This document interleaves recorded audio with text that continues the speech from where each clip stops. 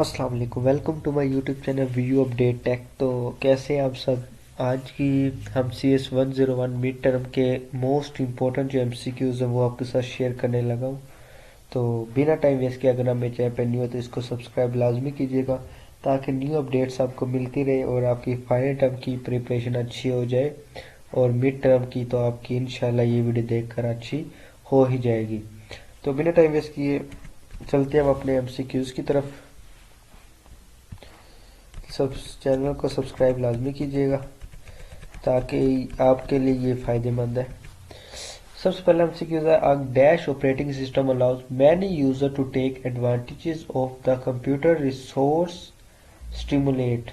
तो यहाँ पे हमारे पास आता है मल्टी यूज़र, मतलब एक ऑपरेटिंग सिस्टम है जिसको हम मैनी यूज़र यानी बहुत सारे यूज़र उसका एडवांटेजेस कंप्यूटर रिसोर्स स्टिमुलेट यानी उसको यूज़ करते हैं बहुत सारे बंदे, तो उसका हम क्या कहते हैं, मल्टी यूज़र। नेक्स्ट हमारे पास है which of the following is are और the operator parts of operator system component. तो ये हमारे पास ऑल ऑफ दीज आ जाएगा। यहाँ पे GUI भी है, डिवाइस मैनेजर भी है और हमारे पास शेल भी है। इसके बाद नेक्स्ट हमारे पास आ जाता है which of the following is not operating system. इसमें से हमारे पास कौन सा ऑपरेटिंग सिस्टम नहीं है, तो वो हमारे पास है many frame. Compare which saves the selected test before deleting is, मतलब अगर हम किसी भी टेस्ट को डिलीट करने से पहले हम उसको सेव कर सकते हैं तो कैसे कर सकते हैं, तो उसको हम कट करके यानी ऐसे करके आप इसको साइड क्लिक करें और इसको कट करके इसको आप सेव कर सकते हैं। यहाँ पे आप Ctrl+V क्लिक करेंगे तो यहाँ पे ये पेस्ट भी हो जाएगा।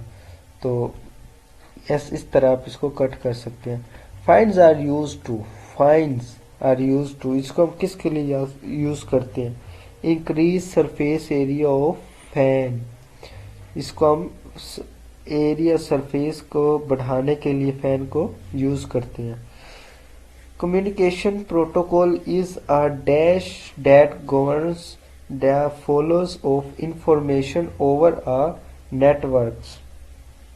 कम्युनिकेशन प्रोटोकॉल, तो ये हमारे पास किसके लिए, मतलब इंफॉर्मेशन नेटवर्क को फॉलो करते किसके लिए, सेट अप प्रोटोकॉल के लिए हम इसको यूज करते हैं यानी नेटवर्क को। नेक्स्ट हमारे पास आ जाता है dash is application program provide to look interact with all the information of the world wide web. तो ये हमारे पास आ जाता है ब्राउजर भी हमारे पास काफ़ी किस्म के होते हैं, गूगल, याहू ये हमारे पास आ जाता है, मोजिला भी आ जाता है, फायरफॉक्स भी, यानी सबको गूगल के बारे में तो लाजमी पता होगा। तो गूगल हमारे पास वो ब्राउजर जिसके जरिए हम वर्ल्ड वाइड वेब यानी वर्ल्ड पूरी दुनिया वाइड वेब किसी भी चीज़ के इंफॉर्मेशन हम निकाल सकते हैं। उसके बाद नेक्स्ट हमारे पास आता है वेब। अभी हमने यहाँ पे पढ़ रहे हैं ना वर्ल्ड वाइड वेब, तो यहाँ पे हमारे पास आता है web is unique invention for by humans in terms that is accessible to all humans. यानी ये हमारे पास वेब जो है जितने भी हमारे पास ह्यूमन है ना दुनिया में उन सब के लिए एक्सेसिबल है। उसके बाद नेक्स्ट हमारे पास आता है 18 dash is best noun builder for super computer.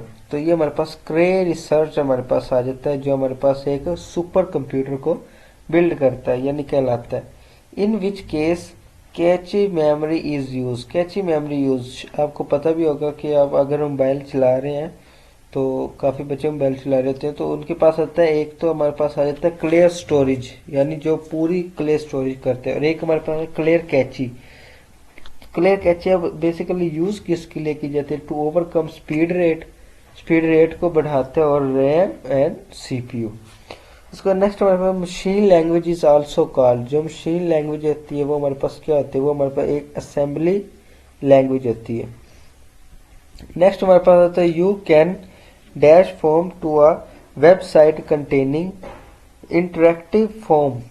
तो ये हमारे पास ओनली रीड, मतलब you can only read from the website connected to interactive form. सिर्फ उसको रीड करके आप उसके साथ इंटरेक्ट कर सकते हैं। उसका नेक्स्ट हमारे पास आ जाता है application developer do not need, उसको जरूरत नहीं होती to know much about the hardware while they are developing the application. Dash graphic treats everything that drawn as an object.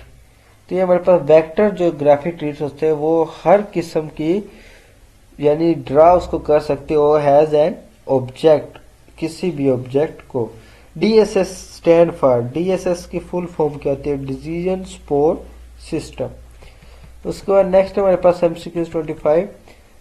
Randomised algorithm are form that then deterministic algorithm from the same problem. तो हमारे पास होता है simpler and more efficient, simpler and more efficient. उसके बाद next MCQs हमारे पास last MCQs है। इसमें हमारे पास आता है a procedure that usually but not always work or that gives nearly the right answer is called heuristics, heuristic. तो यहाँ पे हमारे एमसीक्यूज एंड होते हैं। तो अगर आप सिर्फ एमसीक्यूज बेस पे ये समझते हैं कि आप अच्छे नंबर बिल्ड कर लेंगे तो ये आपकी गलत फहमी है। जब तक आप लेक्चर वॉच नहीं करेंगे, मैंने भी लेक्चर अपलोड किए हुए हैं, बाकी सर भी हैं जिन्होंने लेक्चर अपलोड किए हैं, तो मैं तो आपको यही कहूँगा कि पहले आप लेक्चर लाजमी वॉच किया करें। फॉर एग्जांपल अब यहाँ पे मैं आपको बताता हूँ, अब यहाँ पे मैं अभी इस एमसीक्यूज की बात कर रहा हूँ। Dash is the best now the builder from the super computer cray researcher. अब यहाँ पे हमारे पास क्रे रिसर्चर वाला एक टॉपिक है, उसके अंदर जरूरी नहीं है कि ये एक ही एमसीक्यूज आएगा सुपर कंप्यूटर वाला, इसके अंदर काफी एमसीक्यूज आ जाते हैं। अगर आपने क्रे रिसर्च वाला टॉपिक पढ़ा होगा तो मैं कहता हूँ आपके अगर कोई भी एमसीक्यू क्रे रिसर्च में से आ जाए आप उसको क्लियर कर सकते हैं। लेकिन यहाँ पे अब आप सिर्फ और सिर्फ एक एमसीक्यू ही क्लियर कर सकते हैं। तो मेरा बेसिकली कहने का मतलब ये है कि जब आप लेक्चर वॉच करते हैं ना तो उसमें आपको एक टॉपिक के ऊपर पूरी एक डिस्कशन मिल जाती है और कोई भी उसके अंदर से फिर एमसीक्यूज आ जाए ना आप उसको इजीली सॉल्व कर सकते हैं। तो इसलिए मैं आपको यही रिकमेंड करूँगा कि पहले लेक्चर शॉर्ट लेक्चर लाजमी लिया करें। यूनिवर्सिटी के शॉर्ट लेक्चर होते हैं उसको आप लाजमी वॉच किया करें, लाजमी। उससे ये होगा कि वो तो मैं आपको बता ही चुका हूँ कि प्रैक्टिस हमेशा उससे ही अच्छी होगी। तो शॉर्ट लेक्चर बेसिकली वैसे भी शॉर्ट ही होते हैं, 10-10 मिनट के होते हैं। अगर आप एक दिन पूरा बैठ के भी अगर लेक्चर लेना तो आपके इजीली पूरी एक बुक क्लियर हो जाती है CS 101 की, या कोई भी है पाक 301 है या फिजिक्स 101 है, इंग्लिश 101 है, कोई भी है वो आपकी एक दिन में क्लियर हो जाती है। तो इसलिए लेक्चर लाजमी पहले देखा करें फिर एमसीक्यूज देखा करें। टेक केयर, अल्लाह हाफिज, मिलते हैं इंशाल्लाह नेक्स्ट एमसीक्यूज पर।